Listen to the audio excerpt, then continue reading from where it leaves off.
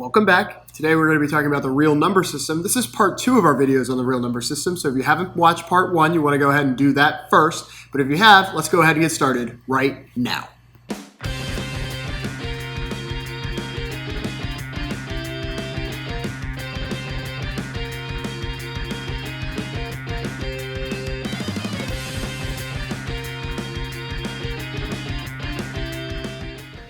Here we are at part 2 at our look at the real number system. If you haven't watched part 1 of the videos, you want to go ahead and back and take a look at that. However, if you have watched part 1, we're going to go ahead and take a look at part 2 right now. Here we are at example A. And example A says, what subsets does -6 belong? So we're going to have to take our -6. We're going to have to figure out which subsets it belongs into. So I'm going to take a look at my -6. I've got no fractions, no decimals.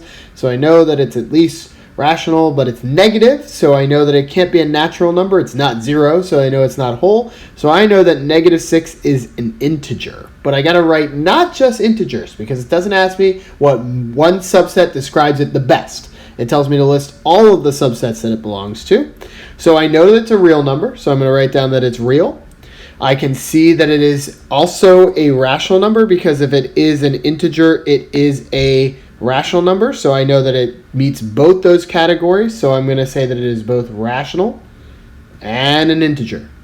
So when it tells me which subsets that it belongs to, I have to write down all the subsets. I can't just write down the one that is most descriptive of it.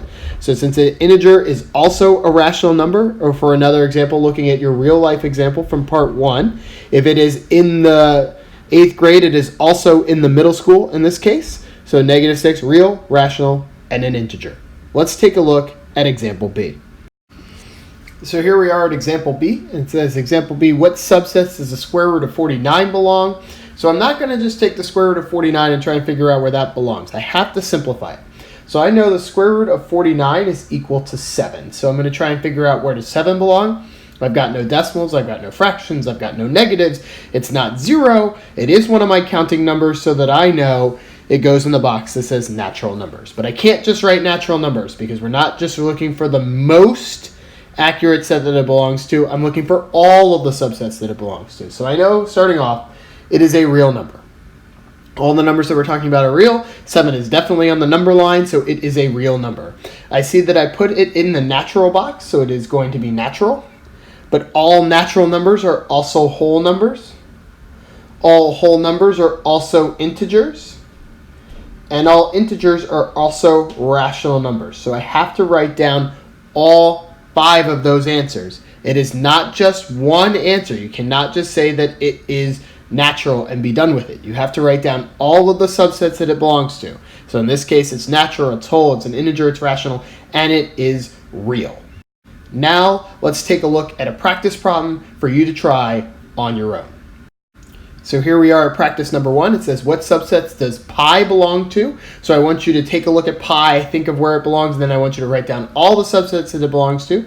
So go ahead and pause the video now, try this one on your own, then press play again to see if you are right.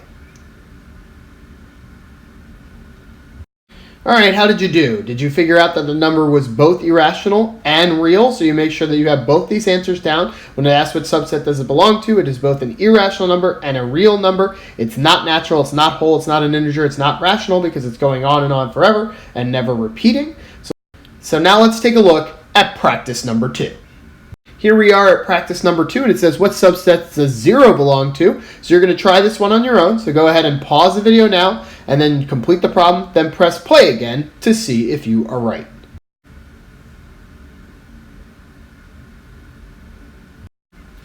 How did you do? Were you able to list all the subsets that 0 belongs to? Yes, 0 is a whole number. However, whole numbers are also integers. They are rational and they are real, so you got to make sure that you have all 4 answers written down. You cannot just write whole number. If you did that, great. If not, go ahead and make sure that your paper looks like mine, and let's go on to the next one. Here we are at example C. Example C says I've got to circle all of the whole numbers. So I'm going to take a look, find the numbers that I know are whole numbers, and then see if I can work from there. So I've got 0. I know for sure that is a whole number. It is the only whole number that is not a natural number, the only whole number that is not a natural number, so 0, there we go. 15 is a natural number, so I know it is also a whole number. 3 is a natural number, so I know that's also a whole number. Negative 8's got a negative sign, so it's not a whole number. That's not going to work. 3/4 is a fraction. Can't have fractions in whole numbers, so that's not going to work. Square root of 60 is an irrational number because it goes on and on forever and never repeats. 42 divided by 6 is 7. That is a natural number when I go ahead and reduce it, so I know that's going to be a whole number. And then the square root of 81 is 9, and 9 is also a natural number, so that I know that it is a whole number. So I've circled now all of the numbers that are whole numbers. So if I see a question like this, I got to make sure that I get all of the numbers. If I don't get all of the numbers, I won't get full credit. So let's go ahead and practice that now on your own. So here we are at practice number 3. It says circle all of the rational numbers. So you are going to look for all of the numbers that are rational. You're going to go ahead and circle them all. I want you to try that now on your own. So press pause on the video and then press play again to see if you are right. How did you do? Did you circle all of the correct answers? The only numbers that you should not have circled are pi and the square root of 22. Square root of 22, once you put that 22, put that in your calculator and hit the square root button, it goes on and on forever, never ends, doesn't repeat. It's not a perfect square. Pi, obviously the symbol of irrational numbers, is not also going to be a rational number, so you should have just the number circled that we have. If your paper looks like mine, great. If not, go ahead and make sure that it does now, and then let's move on to the next one. Here we are at example D, and example D says determine if these products and sums are rational or irrational. So we're not trying to figure out if the number is what the answer is. We're not looking for 5 or 26 or square root of 3. We're not looking for an actual answer. We're just trying to determine is the answer going to be rational or irrational. So our first example, we've got a rational number times an irrational number. And if I were to do that, if I were to hit the square root of 14 and then I multiplied by 2 in my calculator, I would get a decimal that goes on forever and never repeats. So my answer would be irrational. And this is the key. Anytime that an irrational number is involved, your answer is going to be irrational. So I've got a rational number in number 1 and an irrational number 2, and the second number there, so they are both going to give me an irrational answer. For the second one, I've got a rational number and a rational number. Now don't worry, I'm not asking you to add fractions. I know we're not big fans of that, but I'm just looking for if it's rational or irrational. Since I've got two numbers that are rational, my answer will be rational. And then again there at the bottom, I've got an irrational number and a rational number. So irrational gets in the mix and it messes everything up, and our answer is going to be irrational. So anytime that you see an irrational number in the problem, you know that the sum or the product is going to be irrational. Now let's try some practice problems on your own. So here we are at practice number 4, and it says determine if these products and sums are rational or irrational. So now you're on your own. You're going to try these 4 on your own and determine if the answer is rational or irrational. I'm not looking for the actual mathematical number answer. I just want to know whether it's rational or irrational. So go ahead and press pause now. Try the 4 problems on your own, then press play again to see if you are right.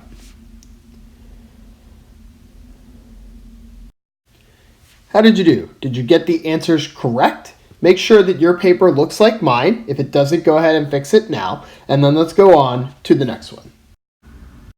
So here we are at example E, and example E has a picture for us, and it has whole numbers inside integers. So based on our picture, we see that all whole numbers are also integers. So everything that's a whole number is also an integer. So some examples of whole numbers are 0, 8, 15. Are these the only choices that I'm going to pick? No, but they're a good representation, and I always want to make sure that when I have whole numbers, I can write 0.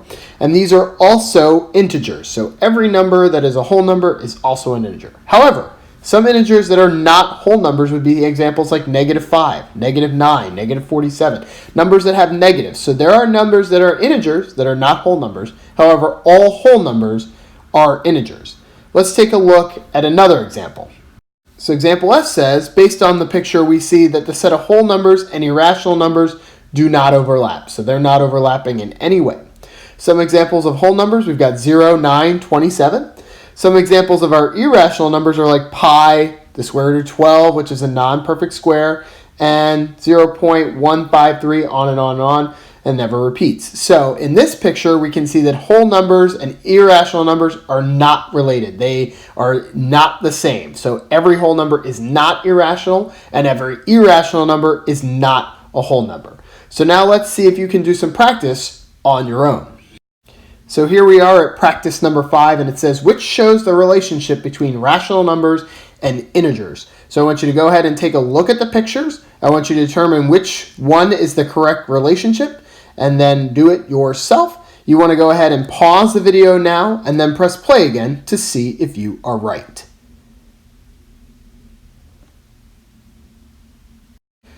So how did you do? Were you able to figure out the correct answer? The correct answer shows that all integers are rational numbers. That is the correct picture up there, so make sure that you circled it. If your paper doesn't look like mine, go ahead and fix it so that it now does.